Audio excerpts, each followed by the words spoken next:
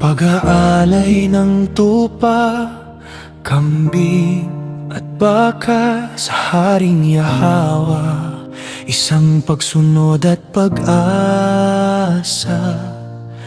May pagpapatawad ng kasalanan ayon sa utos at mga panukala. Ito ay pagpapaalala sa mga lahing inari niya. Sa Torah o lumang tipan, ito'y isang mahalagang gawain, nagpapakita ng pagsunod at paggalang sa banal ng hari natin.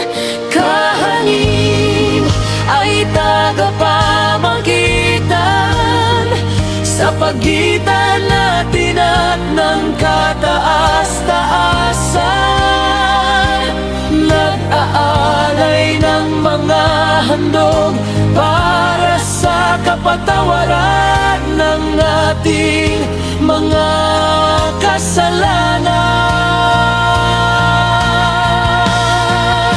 Sa buhay ng tupa, kambing at baka, may karampatang paalala at paghahandugan.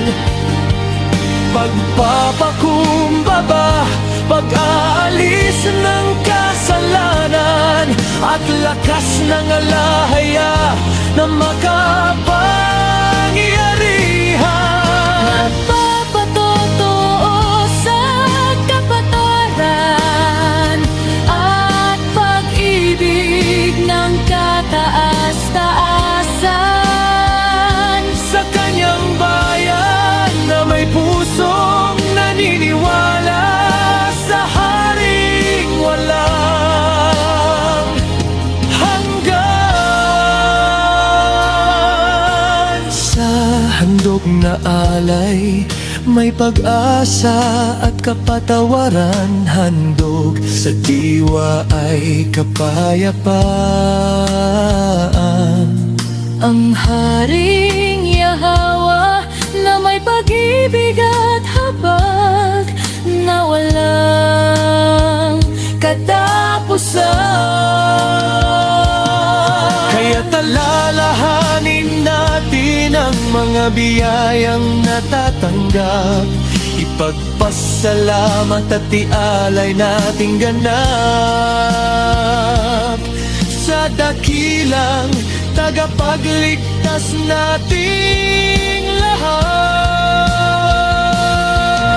Sa buhay ng tupa, kambing at baka, may karampatang paalala at paghahandugan.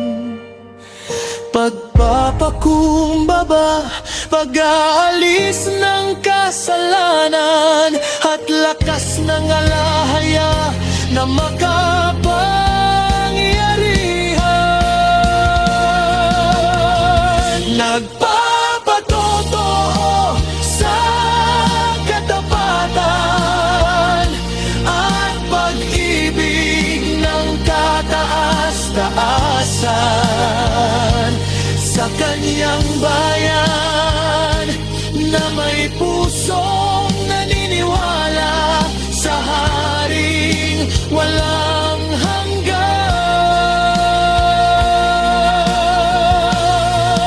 Sa Torah o lumang tipan, ito'y isang mahalagang gawain,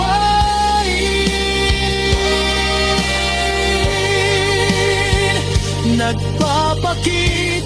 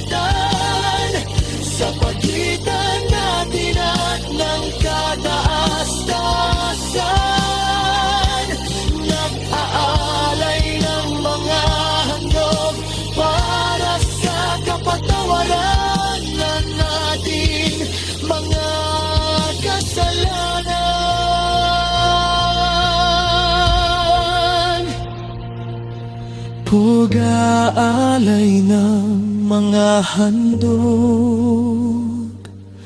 pag-aalay ng mga handog, pag-aalay ng mga handog para sa ating kaligtasan at kapatawaran.